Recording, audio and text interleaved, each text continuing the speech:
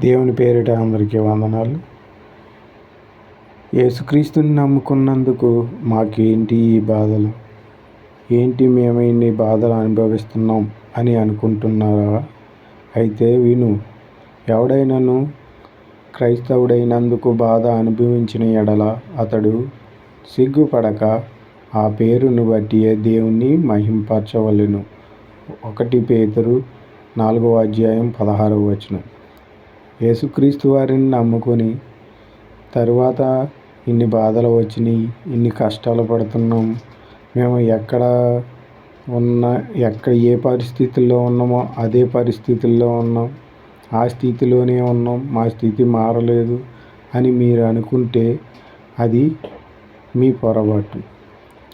యేసుక్రీస్తుని నమ్ముకున్న వారికి, మనకే కాదు, మన పితరులైన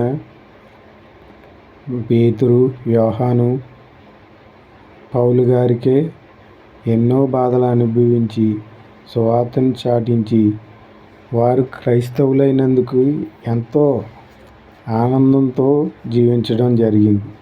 మనము కూడా బాధ వచ్చిందని, కష్టం వచ్చిందని యేసుక్రీస్తు వారిని విడిచిపెట్టక ఎల్లప్పుడూ ఆయన పేరుని బట్టియే మహింపరచాలి.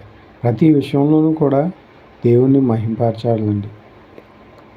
మనము మహింపరచడం వలనే దేవుడు ఇంకా ఎన్నో అవకాశాలను, మన కష్టాలను, బాధలను ఎదుర్కొనే ధైర్యాన్ని, వాటి నుంచి మనల్ని బయటకి తీసుకువచ్చే మార్గాల్ని ఆయన చూపిస్తాడు. మనం దేవుణ్ణి నమ్ముకోకముందు బాగానే ఉంది, ఇప్పుడు నమ్ముకున్నాక నాకు ఏటి ఇలా జరుగుతుంది, నేనేటి ఎలా మారిపోతున్నాను, నా పరిస్థితి ఏంటి ఇలా రోజు రోజుకి మారుతూ ఉంది అని ఎప్పుడు కూడా మనం అనుకోవడం అనేది చాలా వరకు తప్పు. దేవుడు ఎప్పుడు కూడా మనకు తోడుగానే ఉన్నారు. మనకి ధైర్యాన్ని ఇచ్చేది ఆయనే, మనల్ని నడిపించేది ఆయనే. ఆయన నమ్ముకున్న వారు ఎవరు కూడా సిగ్గుపడిన అవసరం లేదు. నేను క్రైస్తవుడని చెప్పుకోవడానికి సిగ్గుపడకండి. నేను దేవుణ్ణి నమ్ముకున్నాను, ఆయన సన్నిధికి వెళుచున్నాను,